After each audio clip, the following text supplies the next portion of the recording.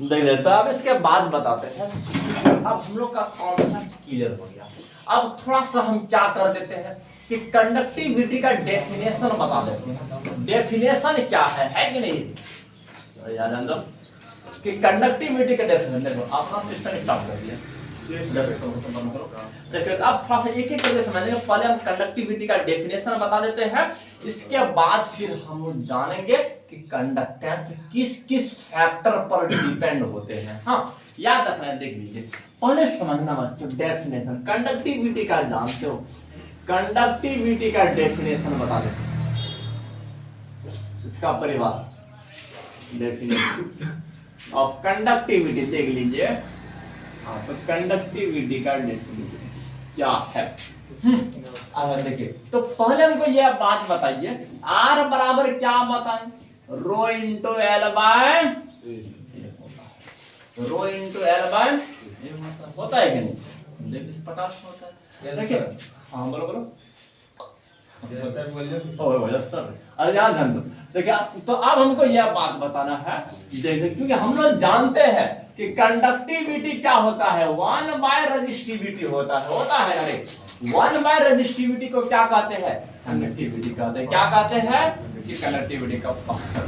अब यह समझना है। अच्छा क्या हम ऐसे लिख सकते हैं 1 बाय रेजिस्टिविटी, तो समझना है एल बाय के इंटू ए। देख लीजिए एल बाय के इंटू ऐसे लिख सकते हैं। देख लीजिए एल बाय के इंटू, अब देखिए नीचे आ गया ऊपर नहीं है कि नहीं, तो बिल्कुल इसका जस्ट उल्टा कर दिया। हाँ अच्छा अब बताइए कि हम यहाँ कंडक्टिविटी बराबर क्या बोल सकते हैं। देख लीजिए अब ये समझ एरिया यहाँ के साथ, अगर कंडक्टिविटी यहाँ आ गया तो आपका देख लीजिए। और यहाँ पर क्या बचा हुआ बोल दीजिए, देख लीजिए क्या कहते हैं आर इंटू ए हो गया। देखिए बिल्कुल इसी प्रकार से देख लीजिए। अब यहाँ वाला कंडक्टिविटी के को यहाँ लाए हैं और रेजिस्टेंस को यहाँ भेज देंगे। अच्छा अब यहाँ हमको यह बात बता दीजिए, देख लीजिए तो इसको हम क्या बोल सकते हैं कि कंडक्टिविटी बराबर, तो 1/r क्या होता है, 1/r को हम लोग कंडक्टेंस कहा करते हैं, जिसको जी से दिखाते हैं। किससे दिखाते हैं, जी से दिखाते हैं। तो और इसके बाद जो आपका बगल में क्या बचा हुआ है, एल बाय ए बचा हुआ, याद रखना एल बाय ए बचा हुआ है। देख लीजिए एल बाय, तो यहाँ एक बात याद रखना, लंबाई और एरिया जो होता है ये कांस्टेंट होता है, इसको बदला नहीं जाता है, इसको बदला नहीं जाता है, बिल्कुल याद रखना है। इसीलिए इसको कहते हैं सेल कांस्टेंट। क्या कहते हैं, सेल कांस्टेंट कहते हैं। तो याद रखना है जिसको जी स्टार से दिखाते हैं, किससे, जी स्टार। समय एल बाय ए, तो इसके बदला में तुम जी स्टार भी लिख सकते हो। तो यह फॉर्मूला हमेशा याद रखना है कि कंडक्टिविटी बराबर जी गुना जी स्टार, जी गुना जी स्टार। हाँ देख इस फॉर्मूला को याद रखना हमेशा। हाँ देख इस फॉर्मूला को याद रखना है। लेकिन अब बताते देख लीजिए, अगर ये एरिया, अरे यहाँ पर जान दो कि अगर ये आपका लंबाई क्या बन जाए, अरे यहाँ पर देखिए इस जगह पर डेफिनेशन बनाए, इस जगह डेफिनेशन। हाँ देखिए कि अगर लंबाई 1 यूनिट रहे, क्या करूँ 1 मीटर रहे है कि नहीं, और इसका एरिया ऑफ क्रॉस सेक्शन भी 1 यूनिट रहे, तो याद रखना उसका कंडक्टेंस ही क्या बन जाएगा, कंडक्टिविटी बन जाएगा। क्या बन जाएगा, कंडक्टिविटी बन जाएगा। बिल्कुल याद रखना है। हाँ देखिए कि किसी भी सेल का जो कंडक्टेंस होता है, यदि उसका लंबाई 1 यूनिट रहे और एरिया 1 यूनिट हो जाए, तो उस सेल के कंडक्टेंस को ही क्या बोलेंगे, कंडक्टिविटी बोलेंगे। क्या बोलेंगे, कंडक्टिविटी बोलेंगे। ये आपका फॉर्मूला से डेफिनेशन बना है, देख लीजिए। हाँ बिल्कुल समझना है बात को। कंडक्टिविटी को कुछ हम ऐसे क्या डिफाइन कर सकते हैं, देखिए it is the conductance of cell. लेकिन यह कौन सा सेल, इलेक्ट्रोलाइटिक सेल भी हो सकता है कि नहीं, तो कुछ भी सेल हो सकता है, क्योंकि इलेक्ट्रोलाइटिक सेल पर भी हम बात करेंगे। हाँ तो क्योंकि जस्ट आगे वाला टॉपिक यही कह रहा है, देख लीजिए कि it is defined as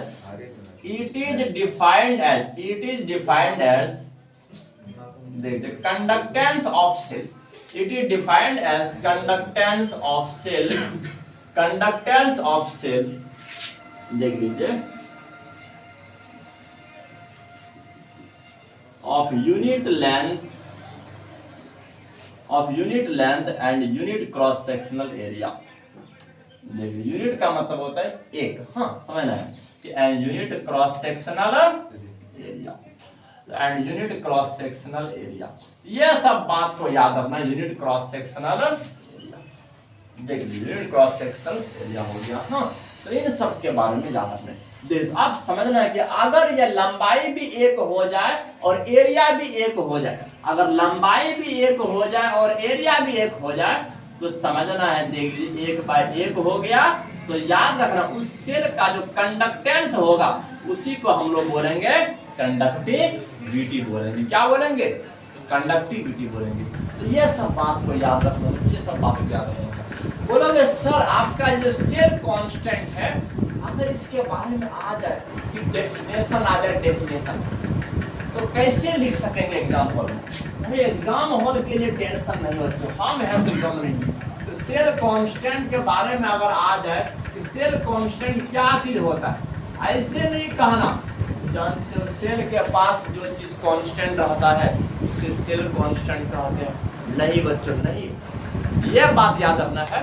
electrolytic cell रहे या कोई भी सेल रहे उसका लंबाई और एरिया के रेशियो क्या कहते हैं? सेल कांस्टेंट कहते हैं। क्या कहते हैं? सेल कांस्टेंट, जो कि बदलता नहीं है।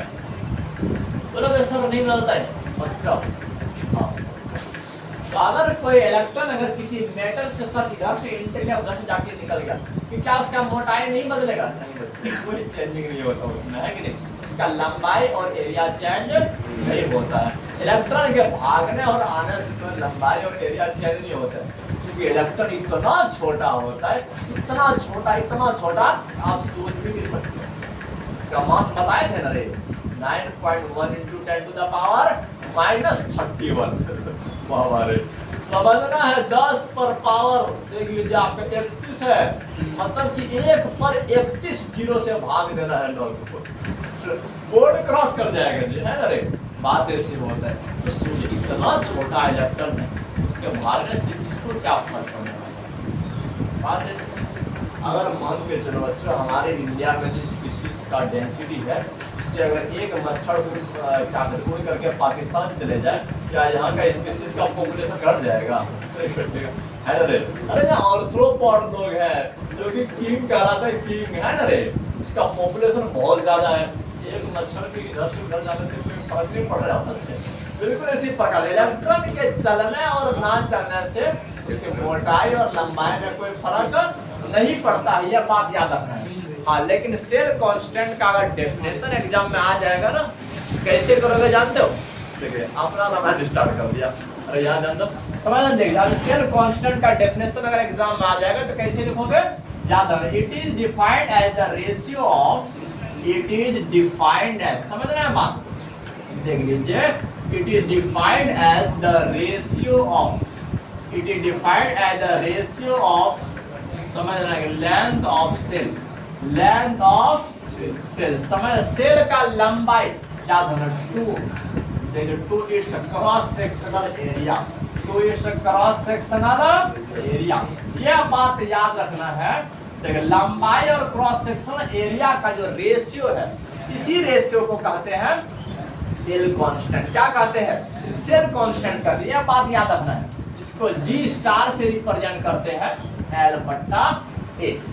क्या हो गया? हाँ समझ रहे हैं बात को, L/A हो गया। हाँ लेकिन अगर इसका यूनिट एग्जाम में आप पूछ दे यूनिट ऑफ सेल कांस्टेंट क्या हो जाएगा, देख लीजिए यूनिट ऑफ सेल कांस्टेंट क्या हो जाएगा, तो टेंशन नहीं लेना है। अरे टेंशन बच्चे दुनिया में रह करके टेंशन नेवर नेवर नेवर। देखिए G स्टार बराबर क्या लिखोगे? L/A लिखोगे। आप बता दीजिए लंबाई का मात्रक क्या होता है? मीटर। क्या होता है रे? मीटर होता है ना रे? और इस एरिया का क्या होता है? मीटर स्क्वायर, स्क्वायर मार देना है। हाँ देखिए तो यहाँ मीटर बट्टा मीटर स्क्वायर, तो आप बता दीजिए क्या बचा? देख लीजिए क्या ऐसे लिख सकते हैं पर मीटर, ऐसे लिख सकते हैं पर मीटर आपका पर मीटर हो गया। हाँ चलो उस जगह पर तुम क्या पर सेंटीमीटर में लिख सकते हो क्योंकि हम लोग का मैक्सिमम कैलकुलेशन है सेंटीमीटर।